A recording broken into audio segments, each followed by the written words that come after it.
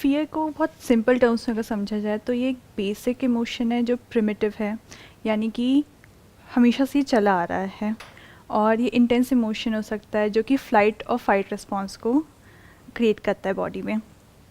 अगर फ़ियर को थोड़ा सा हम समझें कि वो किस किस तरीके से हो सकता है या क्या क्या उसके ट्रिगर्स हो सकते हैं, तो वो एक अननोन सिचुएशन हो सकता है, या वो हो सकता है कोई इमीडिएट डेंजर हो, या इमेजिन डेंजर भी, मतलब अगर आप सोचें कि आप ऐसी सिचुएशन में हैं तो भी फियर क्रिएट हो सकता है।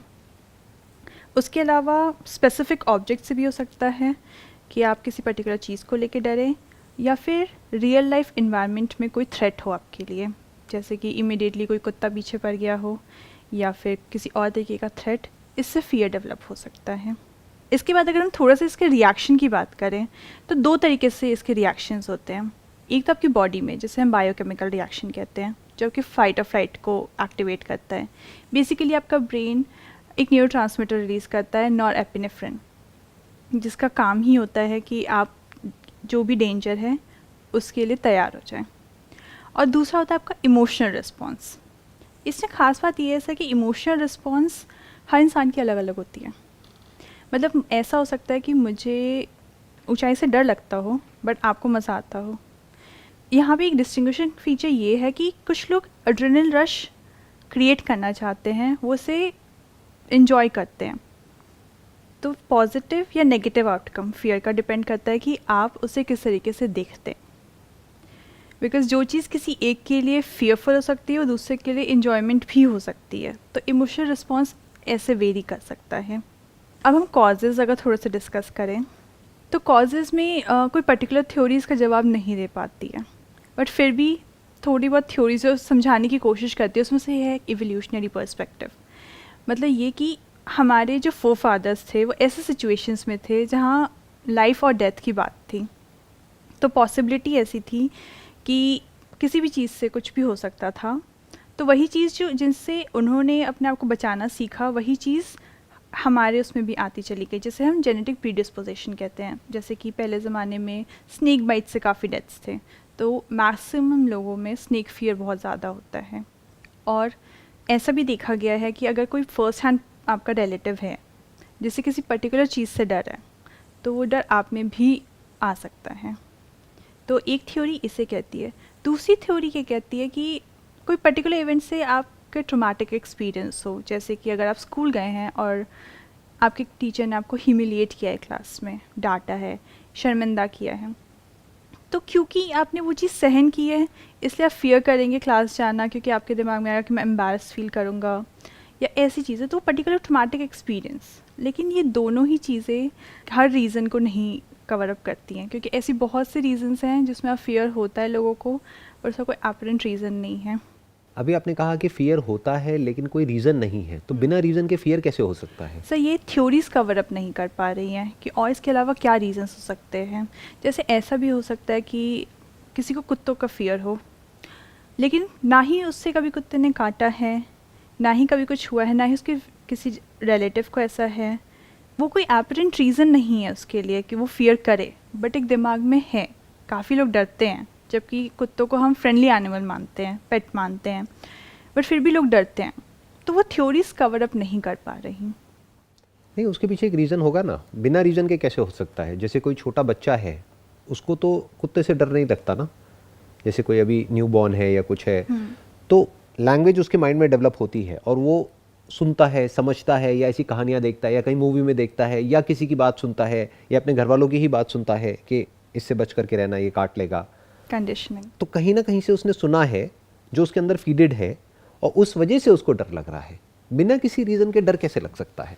सर यही चीज़ अब साइकोलॉजिकल एस्पेक्ट्स में आपकी पर्सनालिटी फिर कवर अप करती है, जिस पे मैं बोलना चाहती हूँ कि ऐसी पर्सनालिटीज़ हैं जिनमें एक सेंस ऑफ फियर, एक सेंस ऑफ एंजाइटी ऐसी भी रहती है, जैसे कि जिसे हम न्यूरोटिक कहते हैं। न्यूरोटिसिज्म एक ऐसी चीज़ है जिसमें आपके पास कोई एपरेंट रीज़न नहीं होता, बट लोग हमेशा अलर्ट मोड में रहते हैं, वो हमेशा ही किसी चीज़ को फियर करते रह सकते हैं। दूसरा ये हो सकता है कि आपकी थिंकिंग पैटर्न्स काफ़ी नेगेटिव हैं। जब आपके थिंकिंग पैटर्न नेगेटिव हैं तो आप एक्सपेक्ट भी नेगेटिव आउटकम्स करते हैं। वैसे में ऐसे लोगों के चांसेस किसी चीज़ को फियर करने के ज़्यादा हाई होते हैं?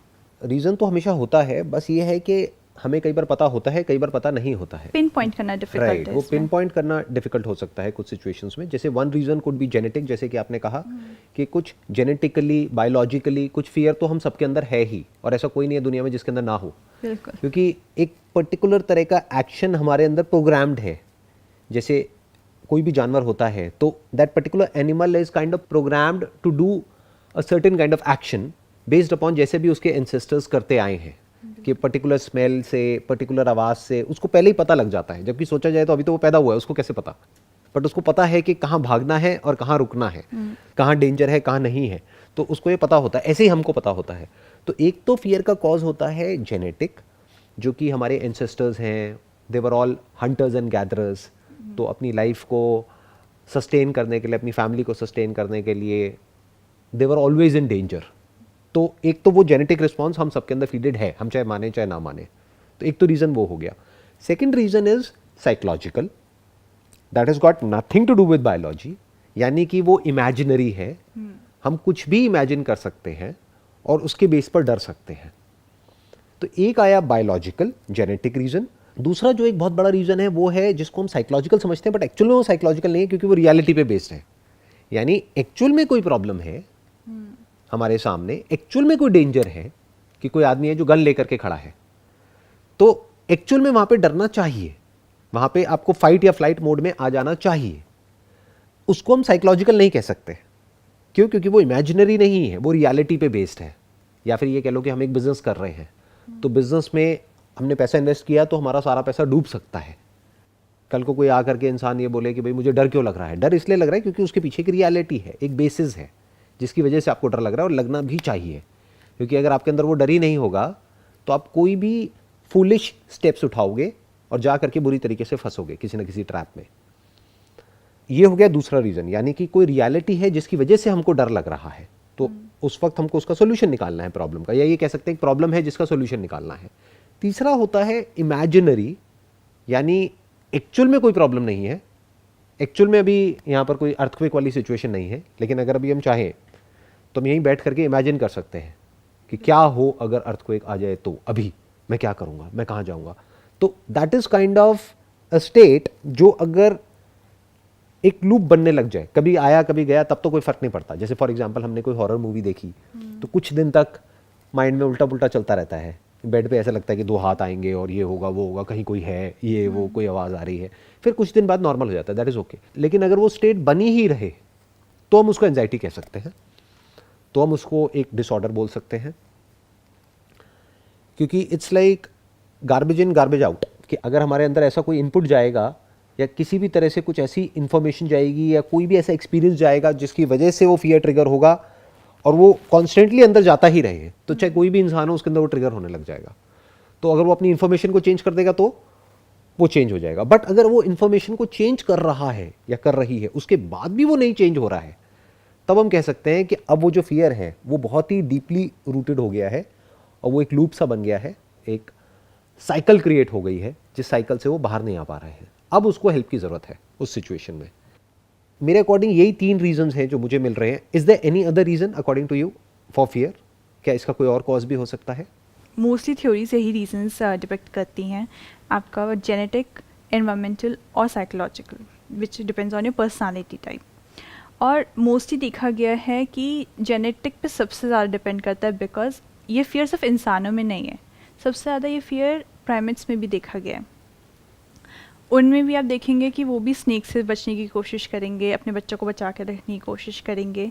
तो ये चीज़ हर उसमें डेवलप हुई है, मतलब कि कहीं ना कहीं एक सर्वाइवल इंस्टिंक्ट जो है वो काम करती है, और शायद ये इंपॉर्टेंट भी है सर्वाइव करने के लिए फियर होना। I was about to say that कि ये इंपॉर्टेंट है, तो इसके बारे में तो हमको सोचना ही नहीं चाहिए। अगर कोई इंसान ये बोलता है कि मेरे अंदर ये फियर कैसे ना हो, तो ये फियर तो होना चाहिए कि अगर आपके आगे कोई जहरीला मान लो कोबरा है तो उससे थोड़ा दूर जाना है ना, उसके पास नहीं जाना है ना। या हाइट पे अगर आप एक जगह पे गए हैं तो आपके अंदर डर आ रहा है तो आना चाहिए। आपको स्विमिंग नहीं आती और आप एक गहरे पानी में जा रहे हैं, डर लग रहा है, होना चाहिए। उसके बारे में तो सोचना ही बेकार है, या उसके बारे में तो डिस्कस करने का ही कोई पॉइंट नहीं है, क्योंकि जो जेनेटिक है वो तो अच्छा है हमारे सर्वाइवल के लिए। तो आई थिंक उस लेवल पे तो कोई प्रॉब्लम है ही नहीं। दूसरी एक आ जाती है कि एनवायरमेंटल, जिसको आप कह रहे हैं, यानी कि एक्चुअल में कोई प्रॉब्लम है हमारी लाइफ में जिसकी वजह से हमको डर लग रहा है या गुस्सा आ रहा है, क्योंकि फियर और एंगर हम अलग अलग समझते हैं बट ये इंटर रिलेटेड है। एंगर से पहले हमेशा डर लगता है, तभी वो गुस्सा आता है हमको। यानी हमें डर लगता है कि जो हम चाहते हैं अगर वो नहीं हुआ तो क्या होगा, या उसमें कोई रुकावट आ रही है तो हमें डर लग रहा है कि वो आउटकम अचीव नहीं हो पाएगा, तो इस वजह से वो एंगर ट्रिगर हो जाता है, अंदर एक रश आता है और फिर हमें गुस्सा आने लग जाता है। तो उस गुस्से की भी जड़ क्या है अगर हम ध्यान से देखें तो फियर, क्योंकि अगर हमारे अंदर कुछ खोने का डर नहीं होगा, यानी कोई माइंड में आउटकम ही नहीं होगा, तो डर कैसे लगेगा, और अगर डर नहीं लगेगा तो गुस्सा कैसे आएगा। तो ये भी इंटरलिंक्ड हो गया, बट इस लेवल पे भी कोई प्रॉब्लम नहीं है, क्योंकि यहाँ पर ऐसी बहुत सारी सिचुएशंस होती हैं हमारी लाइफ में डे टू डे बेसिस पे जहाँ पर हमें डर लगना चाहिए और वो हमारे लिए अच्छा है। क्यों? क्योंकि हम देख सकते हैं कि उसमें डेंजर है। हम में और जानवरों में यही फर्क है। देखो, जो पहला वाला है वो तो दोनों में कॉमन है, दैट इज बायोलॉजिकल, उसको हम जेनेटिक कहें, उसको हम कुछ भी बोलते रहें, वो तो कॉमन है, जानवरों में भी है, इंसानों में भी है, नंबर 1। नंबर 2, ये वाला जो फियर है, यानी हम पहले ही देख सकते हैं कि हमारे ये करने की वजह से 1 साल बाद या 2 साल बाद क्या होने वाला है। ये जानवर नहीं देख सकते बट इंसान देख सकता है। फॉर एग्जाम्पल, अगर कोई ऐसा सब्सटेंस है जो मान लो कोई ड्रग्स है, वो आज हम लेते हैं तो आज तो बड़ा मजा आ रहा है, तो कोई जानवर है वो ये नहीं समझ पाएगा कि भाई इसकी वजह से क्या होने वाला है, बट हमें उससे डर लगेगा, जबकि एक तरफ मजा भी आ रहा है। तो वो डर लगना अच्छा है हमारे लिए, क्योंकि वो डर किस बेस पे लग रहा है, इंफॉर्मेशन के बेस पे कि ये सेहत के लिए हानिकारक है। अगर ये डर ना हो किसी इंसान के अंदर तो फंस गया, अब तो एडिक्ट हो जाएगा।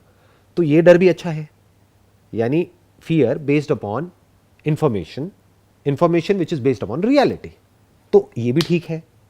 अब आ जाता है सबसे इंपॉर्टेंट जिसका कि हमको मिलकर के आज सॉल्यूशन निकालना है, दैट इज साइकोलॉजिकल फियर, कि एक्चुअल में कोई प्रॉब्लम नहीं है, एक्चुअल में कोई चैलेंज नहीं है, कोई रियल इशू नहीं है, कोई रियल डेंजर नहीं है, इमेजिनरी एक डेंजर है जिसके होने की पॉसिबिलिटी भी बहुत कम है, ऑलमोस्ट नेक्स्ट टू निल है, फिर भी इंसान डर रहा है।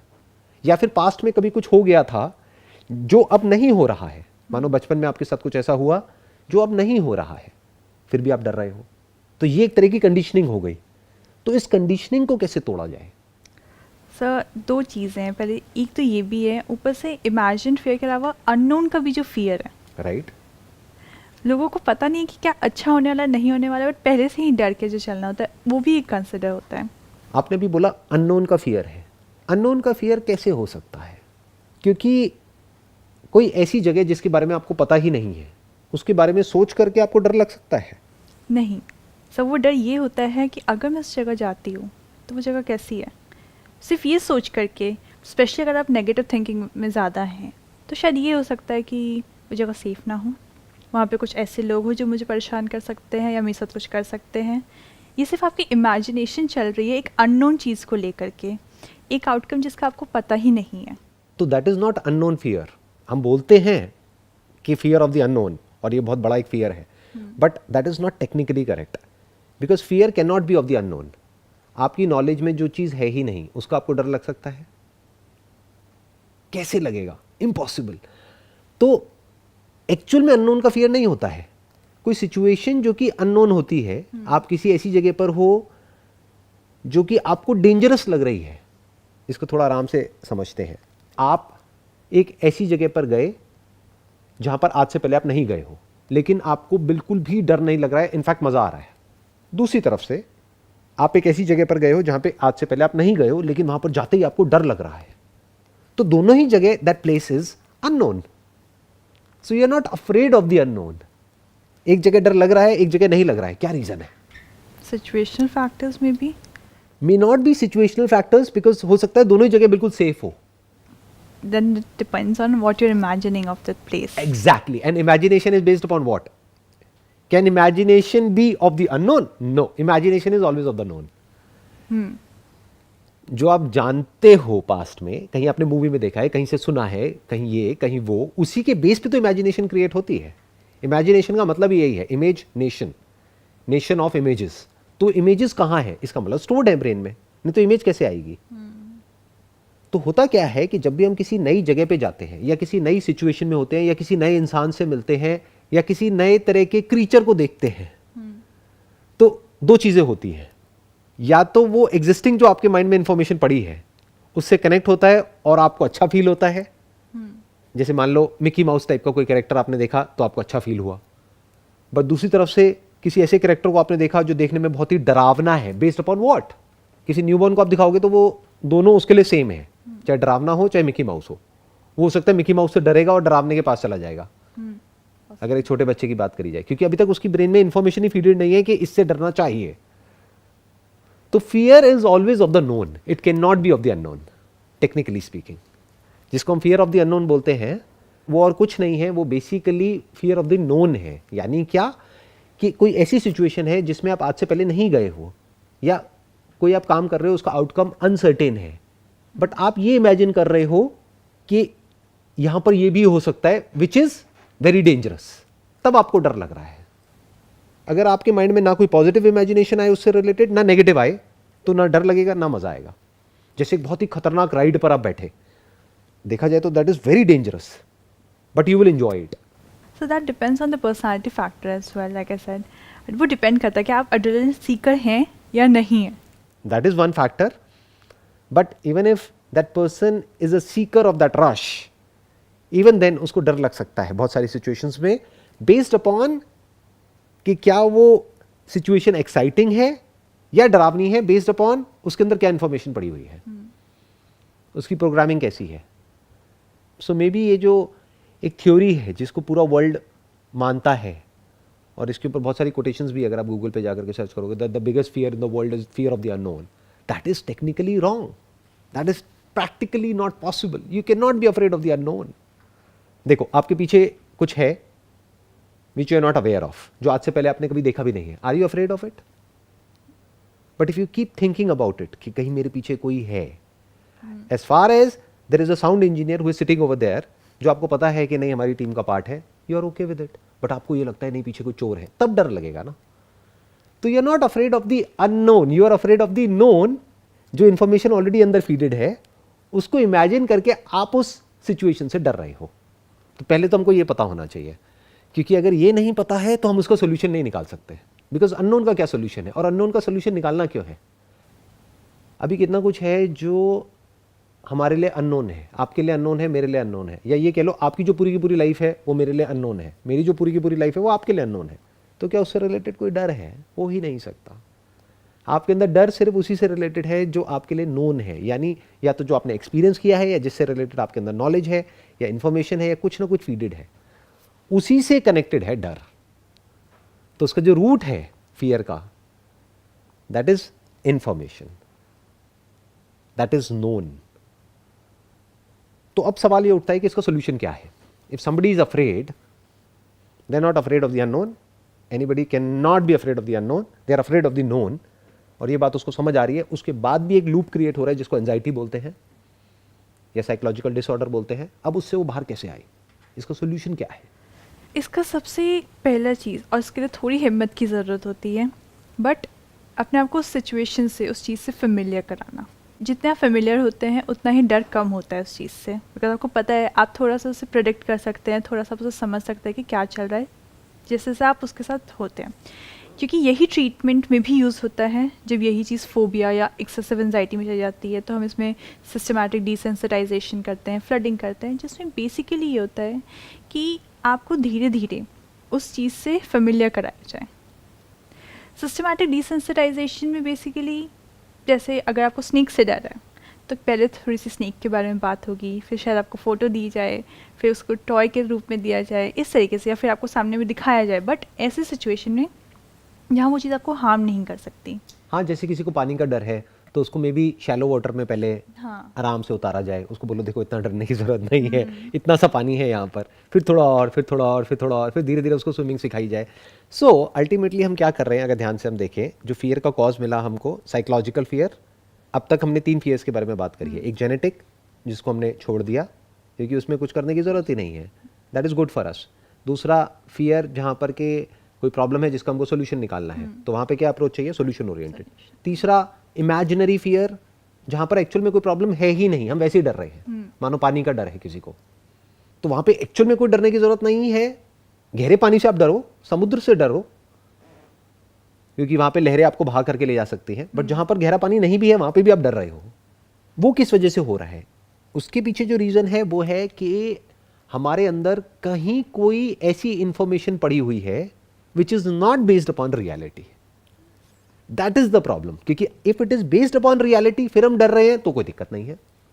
जैसे रियलिटी क्या है, यहाँ पे इलेक्ट्रिसिटी है, अगर हमने इस वायर को टच किया तो शॉक लग सकता है। ये फियर बिल्कुल सही है और होना भी चाहिए। छोटे बच्चों में नहीं होता है तो वो इलेक्ट्रिक सॉकेट में कई बार जा करके अपना हाथ डाल देते हैं, तो वो रिस्की है। तो ये फियर हमको प्रोटेक्ट कर रहा है, बट हम डर रहे हैं based upon some wrong pre conceive notions which is not in line with reality. तो अब उसको रियलिटी के रूबरू करवाना पड़ेगा, उसको रियलिटी से मिलवाना पड़ेगा। That's precisely what you are saying in your professional language कि हम ये करते हैं वो करते हैं, but ultimately what you are doing is आप उसको फेमिलियर कर रहे हैं रियलिटी से। फॉर एग्जांपल कोई भूत से डर रहा है तो उसको फेमिलियर कराना पड़ेगा डार्कनेस से, कि देखो डार्कनेस में you are there, I am there, we are holding hands, there is no problem here, there is nothing to be afraid of. अभी हमने पूरी तरह से डार्कनेस भी नहीं करी है, यहाँ पे लाइट है, थोड़ी कम करी है, देख लो कुछ नहीं है। तो ऐसे करते करते करते करते जब उसके जो नोशंस हैं वो चेंज हो जाते हैं तो फियर गायब हो जाता है, तो एंजाइटी गायब हो जाती है। और ये छोटी छोटी सिचुएशंस में तो काम करता ही है, बट अगर कोई बड़ी सिचुएशन की बात करी जाए तो वहां पे भी काम करता है। जैसे डेथ, एक है द रियलिटी ऑफ डेथ, एक है द परसेप्शन ऑफ डेथ, जैसे हम डेथ के बारे में सोचते हैं। एक है जो एक्चुअल में डेथ है, वो तो उसी को पता है ना जिसकी डेथ हुई है, बाकी तो किसी को पता ही नहीं है। जीते जी उसको क्या पता कि डेथ क्या होती है। जैसे फॉर एग्जांपल किसी को कोई बीमारी हुई है तो जिसको हुई है उसी को तो पता है उस बीमारी की वजह से कितना पेन होता है, जिसको हुई नहीं है उसको क्या पता, उसके लिए तो एक इमेजिनेशन है। तो ये जो डेथ है ये क्या है, इसके भी हमारे अपने अपने नोशंस हैं हर एक के। एक्चुअल में हमें उन नोशन से, उस इंफॉर्मेशन से, उन थॉट से डर लगता है। तो अगर हम उन नोशंस को करेक्ट कर लें तो वो डर भी हमारे अंदर से पूरी तरह से निकल जाता है। तो अभी मैं क्या कह रहा हूं कि एक तो हो गए छोटे मोटे डर, एक मैं कह रहा हूं सबसे बड़ा डर लाइफ का, दैट इज डेथ। वो डर भी एक इंसान के अंदर से पूरी तरह से निकल सकता है। हाँ, पेन का डर नहीं निकलेगा क्योंकि pain is for real. I think mostly डर इसी चीज़ का होता है कि पेन कैसे, अब पेन समझाएंगे अगर एग्जैक्टली तो दो चीज़ों का डर होता है एक इंसान के अंदर, एक कि पेनफुल डेथ ना हो, दूसरा मेरे किसी नियर एंड डियर की डेथ ना हो। दुनिया में कहीं कुछ होता रहे कोई फर्क नहीं पड़ता है, fear of loss, fear of loss. और वो भी नियर एंड डियर में भी अगर उसकी डेथ हो जाती है तो मेरा क्या होगा, that is the real fear. ये नहीं कि उसका क्या होगा, क्योंकि वो अगर एक पेनफुल सिचुएशन से निकल रहा है और उसकी डेथ हो भी गई तो उसके लिए तो अच्छा है। मानो that person is having some chronic deadly disease जिसकी वजह से that person is suffering every day since last many years, तो अगर उस पर्सन की डेथ हो भी जाती है तो उस पर्सन के लिए तो अच्छा है। बट हम अपने बारे में सोच करके डर रहे हैं कि हमारा क्या होगा उसके बाद में। मे बी हम उस पर फाइनेंशियली डिपेंड करते हैं, मे बी इमोशनली डिपेंड करते हैं, मे बी साइकोलॉजिकली डिपेंड करते हैं। तो अपनी डिपेंडेबिलिटी की वजह से हमको डर लग रहा है। और एक है तीसरा फियर जिसके बारे में कोई बात नहीं करता है, but that is deeply rooted. वो कभी हम उस तरफ देखते ही नहीं है, हम उससे भागते रहते हैं। वो है हमारी खुद की डेथ, मेरी डेथ। तो उससे बड़ा डर लगता है एक इंसान को। तो हर इंसान कुछ ना कुछ करता है जाने अनजाने अपने आप को जिंदा रखने के लिए, अपने नाम को जिंदा रखने के लिए, through their children, through legacy, through this, through that. Nobody wants to die deep within. वो एक बहुत ही डीपली रूटेड फियर है जहां तक कोई देखता नहीं है, कभी भी जाता नहीं है वहां तक। बट अगर उसको हम देख लेते हैं और उसको हम एड्रेस कर सकते हैं तब हम कह सकते हैं कि हाँ, इस दुनिया का जो सबसे बड़ा डर है उससे हम फ्री हो चुके हैं पूरी तरह से। ये काफ़ी इंटरेस्टिंग पॉइंट सर, क्योंकि जब हम सिम्टम्स की भी बात करते हैं फियर के, तो फिजिकल सिम्टम्स तो बिल्कुल एंजाइटी को ही कॉपी करते हैं, बिकॉज सेम ही होता है। फियर, हार्ट बीट में चेंजेस होते हैं, बिल्कुल, स्वेटिंग हाँ, और ये वो। और जो साइकोलॉजिकल पार्ट होता है वो भी समवॉट इसी से रिलेटेड है। एक तो आपकी ओवरवेल्म हो जाना, बहुत ज़्यादा क्या कहते हैं इमोशनल हो जाना, लेकिन एक सेंस ऑफ डेथ वाला जो आता है, बिकॉज एंजाइटी में भी जब आपकी धड़कनें बढ़ जाती हैं तो इंसान को उस समय ये डर नहीं होता कि जो सामने है, बस ये डर होता है कि मुझे कुछ हो जाएगा। राइट, क्या मुझे कुछ होने वाला है, हाँ। अब तो मैं गया, बिल्कुल। डर लगता है ना। और उस डर की वजह से एक और एंजाइटी क्रिएट हो जाती है, तो अब एक और लेयर क्रिएट हो गई है। Now that person is not afraid of कि मैं मरने वाला हूं, अब उसको ये भी डर लग रहा है कि ये जो हो रहा है इसकी वजह से पता नहीं क्या होने वाला है। और ऐसा नहीं है उसको पता नहीं है, अगर पता नहीं होता तो उसको डर नहीं लगता, तो वो होता और चला जाता। उसको पता है कि क्या होने वाला है, यानी उसको क्या लग रहा है कि अब मैं मरने वाला हूं, कि अब तो मैं गया, अब तो मैं गया। फिर उसको ये डर लग रहा है कि ये सब क्या हो रहा है और इसकी वजह से जो मुझे डर लग रहा है अब मैं उसका क्या करूं। तो now that is fear of fear. अब वो कह रहा है कि मुझे डर नहीं लगना चाहिए। अब वो जितना ये बोल रहा है वो सिम्टम्स और बढ़ रहे हैं, उसको और डर लग रहा है। और इस सब के पीछे जड़ क्या है, अगर इस सब के हम रूट में चले जाएं कि ये जो सिम्टम्स अभी मेरी बॉडी पे आ रहे हैं उसके बारे में उसने कहीं ना कहीं सुना है कि अच्छा हार्ट अटैक के टाइम पे ना ऐसे लेफ्ट साइड में यहाँ पे पेन होता है, फिर ये होता है वो होता है। तो एक तो है एक्चुअल में ऐसा हो रहा है, तब क्या चाहिए, तब इमीडिएट मेडिकल अटेंशन चाहिए, तब इमीडिएटली कॉल करना है, एम्बुलेंस को बुलाना है, हॉस्पिटल जाना है। बट एक है एक्चुअल में कुछ नहीं हो रहा है, मानो गैस बन गई है पेट में, नॉर्मल है, उसकी वजह से थोड़ा पेन वेन हो रहा है, और लेफ्ट में भी नहीं हो रहा, राइट में हो रहा है। हाँ, उस समय लोग फोकस नहीं कर पाते कि किस साइड इस दर्द हो वक्त रहा है। उनको पता ही नहीं है कि हो क्या रहा है, बट उनको क्या लग रहा है मेरे को हार्ट अटैक आ रहा है। तो उसके पीछे क्या ट्रिगर हुआ, फियर ऑफ डेथ। लोगों को तो ये लगता है, लोग बहुत सारे बोलते भी हैं कि नहीं मेरे को नहीं डर लगता मरने से, पर जैसे वो मूवमेंट आता है तब उनकी जो असलियत है वो सामने आ जाती है।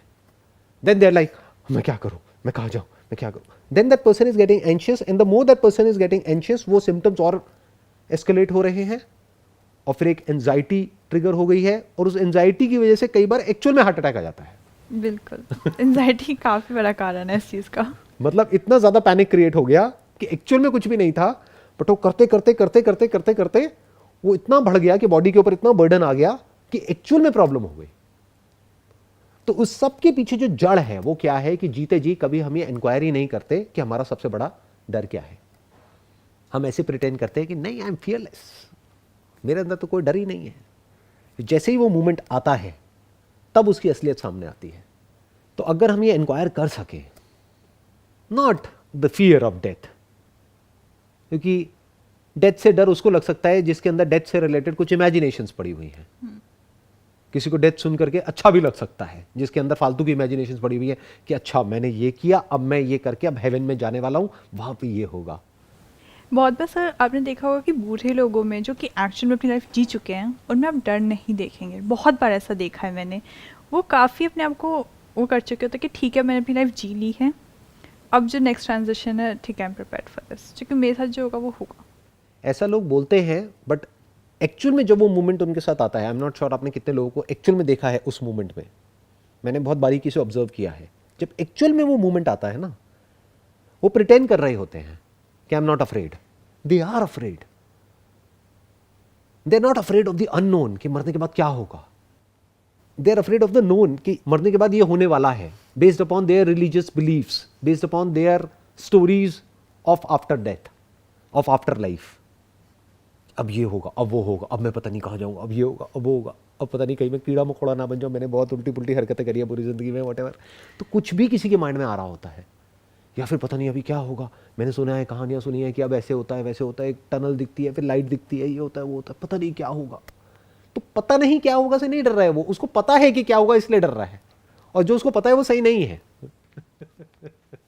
कि अब मेरी आत्मा भटकेगी, अब ये होगा वो होगा, पता नहीं मुझे मुक्ति मिलेगी नहीं मिलेगी, पता नहीं ये होगा पता नहीं वो होगा। तो उसको सब पता है इसलिए वो डर रहा है। अगर एक्चुअल में नहीं पता है तो वो नहीं डरेगा, अगर एक्चुअल में नहीं पता है तो। So all I am saying is कि जो भी लाइफ में हमारे फियर्स हैं, एक है जो रियलिटी पे बेस्ड है, उसमें डरना ज़रूरी है क्योंकि वो एक प्रॉब्लम है जिसका हमको सोल्यूशन निकालना है। यानी कोई बीमारी है, उसकी वजह से पेन हो रहा है, तो उसका इमीडिएट सोल्यूशन निकालना है, उसको पोस्टपोन नहीं करना है। हो सकता है वो बीमारी बढ़ जाए।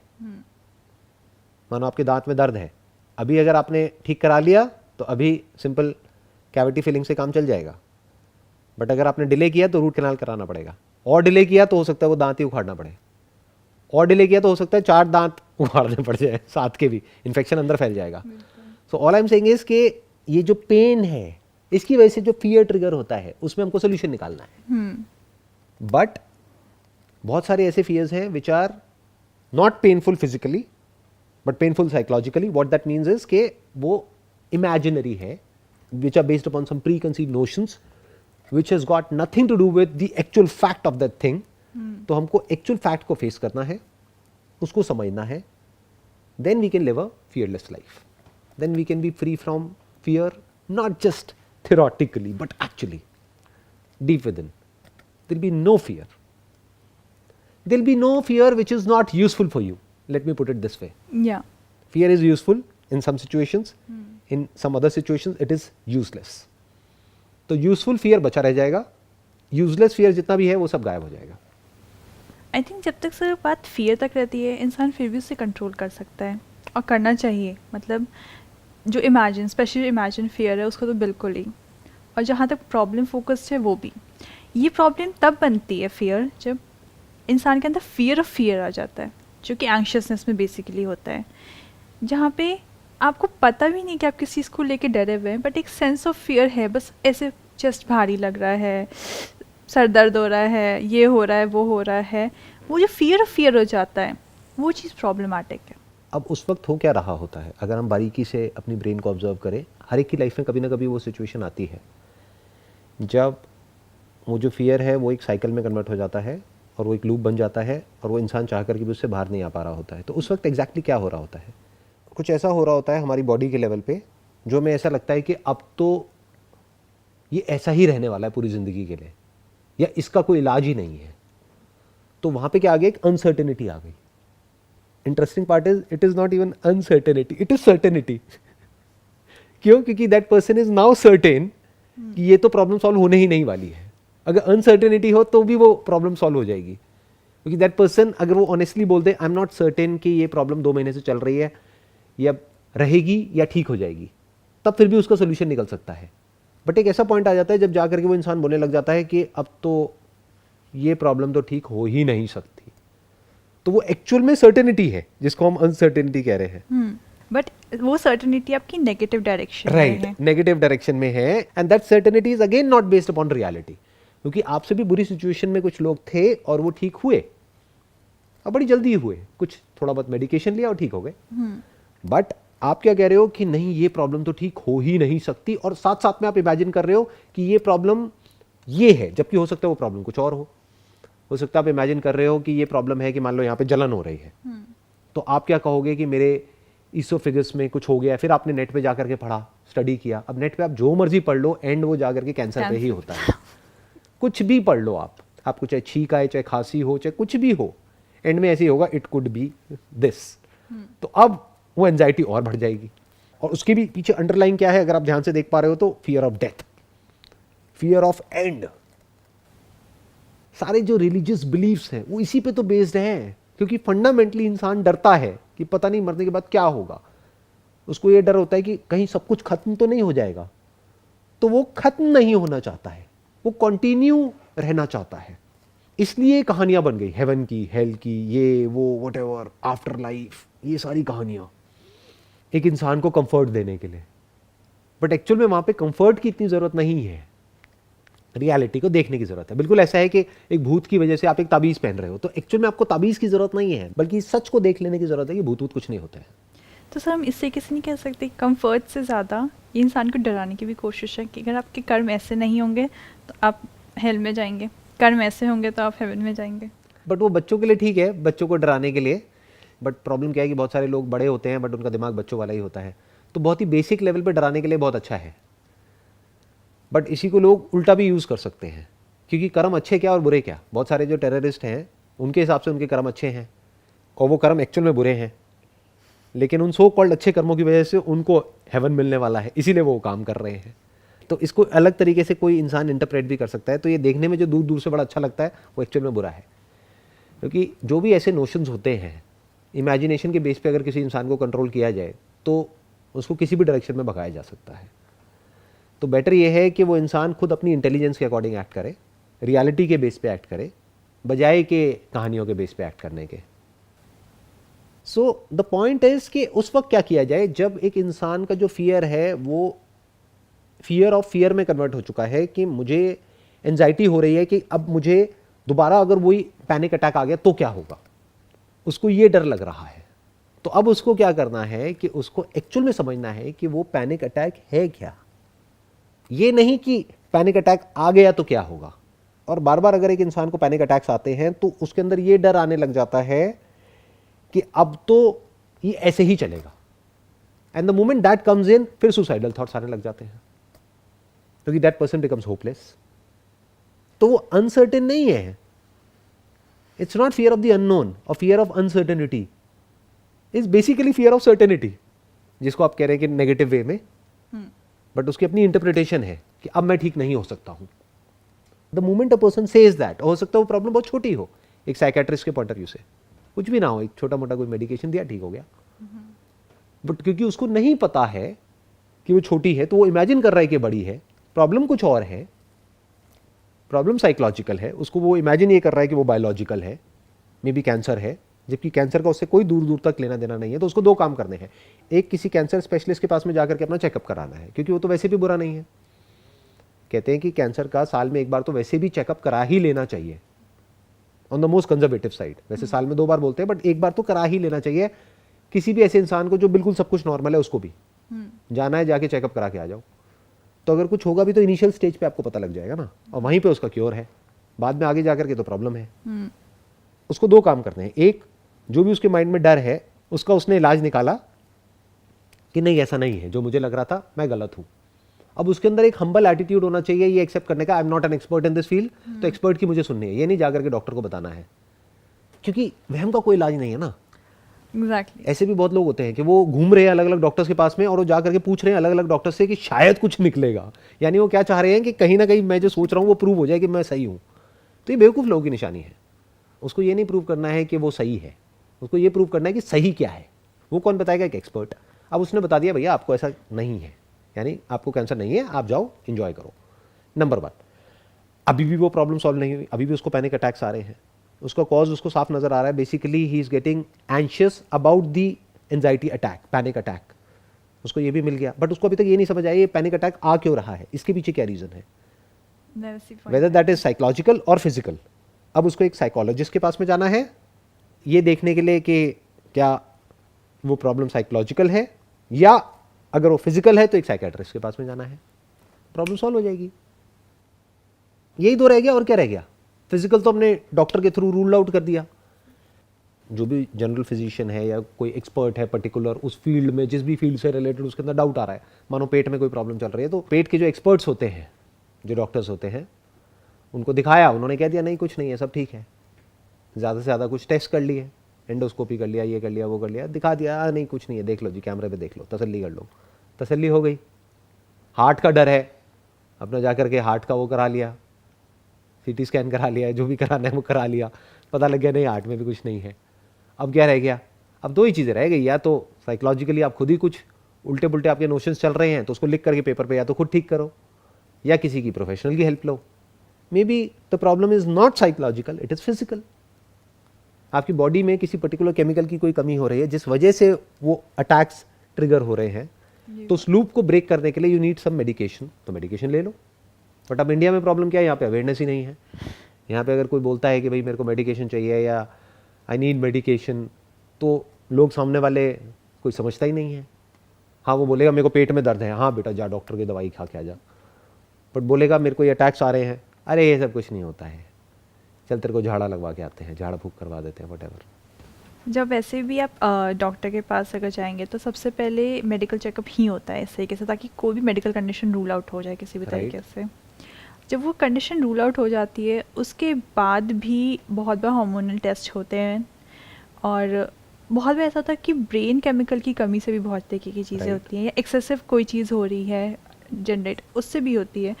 तो वो सारे मेडिकल कॉजेज़ बहुत बार एक बार दिखवा लेने में बेटर है, बिकॉज ये चीज़ एक इंसान अपने से नहीं डील कर सकता। मैं आपको एक बहुत ही सिंपल एक एग्जांपल देता हूँ। विटामिन डी आज की डेट में 90% लोगों का आप टेस्ट करा लो, उनका विटामिन डी कम आएगा, और बहुत कम आएगा। आइडियली मानो मिनिमम 50-60 तो होना ही चाहिए, लोगों का आता है 5-10। मेरा खुद का 15 आया था मैंने जब टेस्ट कराया था 2-4 साल पहले। क्यों? क्योंकि सनलाइट से हम दूर हैं, और हमारी डाइट में भी ऐसा कुछ नहीं है कि बहुत ज़्यादा विटामिन डी हो या कुछ हो। तो उसके बाद में मैंने कुछ टाइम तक कुछ सेशेस लिए विटामिन डी के, अब वो नॉर्मल हो गया। तो मैं ये कह रहा हूँ कि मिनरल्स, विटामिन्स, डाइट, न्यूट्रिशन, उसी लेवल पे बहुत कुछ कमियां हो सकती है, जिसको अगर हम बेसिक लेवल पे ही अगर ठीक कर दें ना तो बहुत कुछ ठीक हो जाता है। Because food is medicine, food is not different from medicine. जब से कोपिंग की बात आती है तो आपका ये पॉइंट बहुत वैलिड है कि अपने खुद का ध्यान रखना, एक्सरसाइज, टाइम पे सोना, Right. बिकॉज मेलाटोनिन वगैरह भी अगर आप ज़्यादा स्लीप के साथ करेंगे तो वो भी बहुत इश्यूज क्रिएट करते हैं।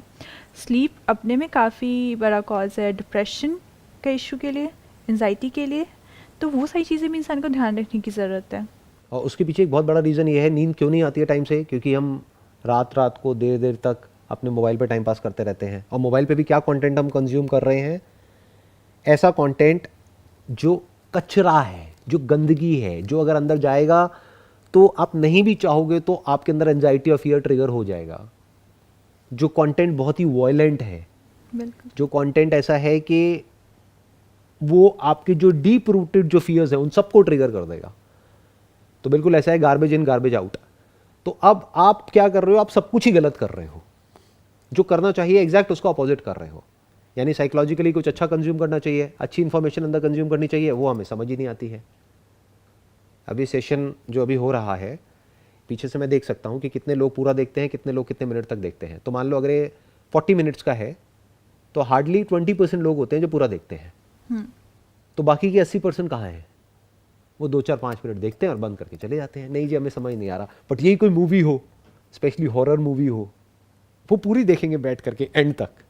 या कोई न्यूज़ हो जिसमें या कोई न्यूज़ हो जिसमें गॉसिप हो, या कोई ऐसा इंसान जो कि बहुत ऊपर है उसको बिल्कुल ही नीचे गिराया जा रहा हो, क्योंकि वो सुन के बड़ा अच्छा लगता है ना अंदर ही अंदर एक इंसान को कि मैं ही गया गुजरा नहीं हूँ, देखो वो उसको पता नहीं क्या समझती, तो वो तो बिल्कुल ही गया गुजरा है, उसमें उसको सेटिस्फैक्शन मिलती है। तो क्या हो रहा है, अल्टीमेटली एक इंसान सब कुछ ही गलत कर रहा है, चारों तरफ सब कुछ ही गलत हो रहा है।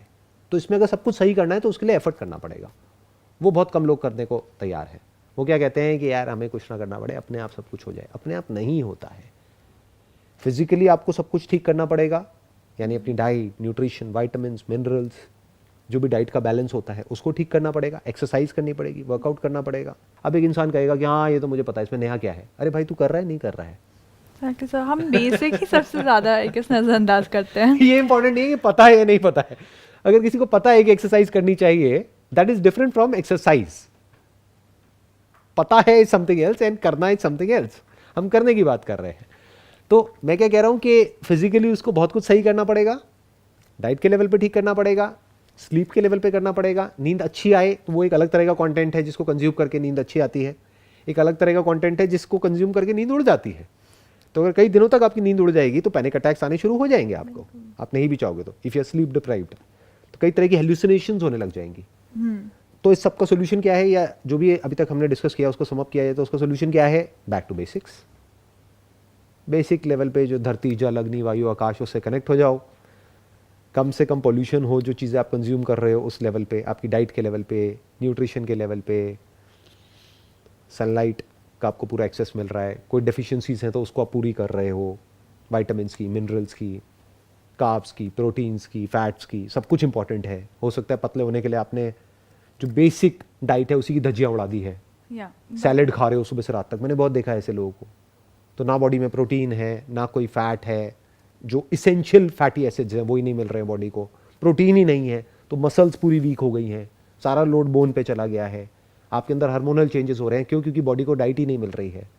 और सर अगर आपने नोटिस किया हो कि अगर आपकी तबीयत खराब हो तो उस समय हर चीज़ ज़्यादा प्रॉब्लमेटिक लगने लग जाती है। Number 1 is that, and number 2 is कि आप ऐसी चीज़ों की तरफ अट्रैक्ट होने लग जाते हो। उस वक्त जब आपकी तबीयत खराब होती है तो कैसे लोग अच्छे लगते हैं? जो फुल ऑफ लाइफ हो, जो खुश हो, या ऐसे लोग जो और आपसे भी ज़्यादा परेशान हो? कभी देख लेना। हाँ, क्योंकि उनके कांटेक्ट में आकर के हमको अच्छा फील होने लग जाता है कि मेरी अकेले की तबीयत खराब नहीं है, इसकी तबीयत तो मेरे से भी ज़्यादा खराब है। तो उसको थोड़ी सी देर के लिए बेटर फील होता है। और ऐसे लोग जो थोड़ा बेटर फील करते हैं, उनमें भी कमी निकालने की कोशिश करते हैं अपने माइंड में। कहते हैं हाँ ये ऊपर से दिखा रहा है खुश है, अंदर से ज़रूर कुछ ना कुछ होगा, दिखा नहीं रहा है। अल्टीमेटली क्या हुआ, एक लूप बन गया है पूरा का पूरा। तो बैक टू बेसिक्स का मतलब क्या हुआ? साइकोलॉजिकली अच्छा कंटेंट कंज्यूम करो, इंटेलेक्चुअली अच्छा स्टिमुलेटिंग कंटेंट कंज्यूम करो ताकि आपकी ब्रेन सही तरीके से काम करे, पैसिव से एक्टिव मोड में जाए और कंस्ट्रक्टिवली एक्टिव हो, क्रिएटिवली एक्टिव हो। ऐसा नहीं डिस्ट्रक्टिवली एक्टिवेट हो गई है। और health wise, body wise, nutrition wise, हर तरीके से आपको कुछ ऐसा करना है जो सही हो, यानी बेसिक्स के अकॉर्डिंग हो। तो इन जस्ट वन लाइन जो भी हमने आज डिस्कशन किया है उसको अगर एक लाइन में समाप्त किया जाए तो that is back to basics. Basics को समझो, लाइफ के जो बेसिक फंडामेंटल्स हैं उन बेसिक्स के पास आ जाओ। जितना पास आ जाओगे उतना ही आपके चांसेस बढ़ जाएंगे किसी भी तरह की कोई भी प्रॉब्लम से डील करने के, whether that problem is physical or psychological. What's your take on this? So I think what you said is valid. We know about the basics, but we really need to get to it. Because this is what triggers anxiety later on, which is its whole self, a lot of disorders. तो वो सारी चीज़ें बनने से पहले better है कि आप अपने लेवल पे जितना भी सोल्यूशन फोकस्ड होकर के प्रॉब्लम से डील कर पाएँ किसी भी तरीके से, अपने लेवल पे, एक स्पेशलिस्ट के लेवल पे, किसी भी लेवल पे, वो ख़त्म करने से पहले कि वो इस लेवल पे चला जाए कि वो आउट ऑफ कंट्रोल हो जाए। Exactly. So it was pleasure talking to you. Thank you so much.